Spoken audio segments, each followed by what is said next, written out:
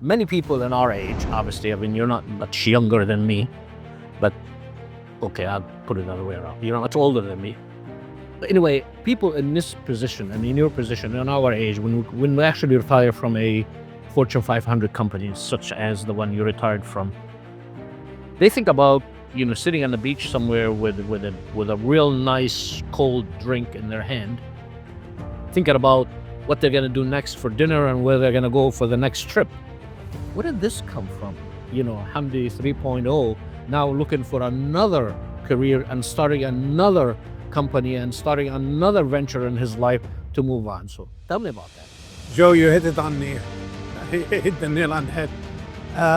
Remember, in any industry, in any businesses, as you know, at the end of the day, it's all about passion. It doesn't matter what you do for a living. If you don't have the passion, honestly, you will not have a good company, you will not have a good business, you will not be a good leader.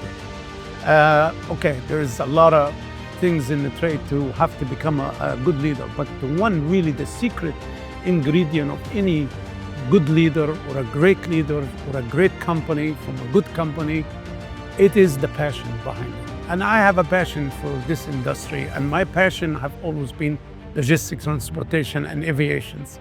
And I could not let that opportunity pass when I saw what happened during the corona and the movement of goods and how the world was standstill.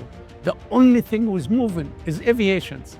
And my heart was beating every single day. I am not gonna sit, in this house or in that without me getting involved in there. Unfortunately, it took me about 2 years or 2.5 years to really get SolitAir off the ground. But I'm glad I'm here. We're glad we got it started. So it's all about the patient. Anything else, patient and passion.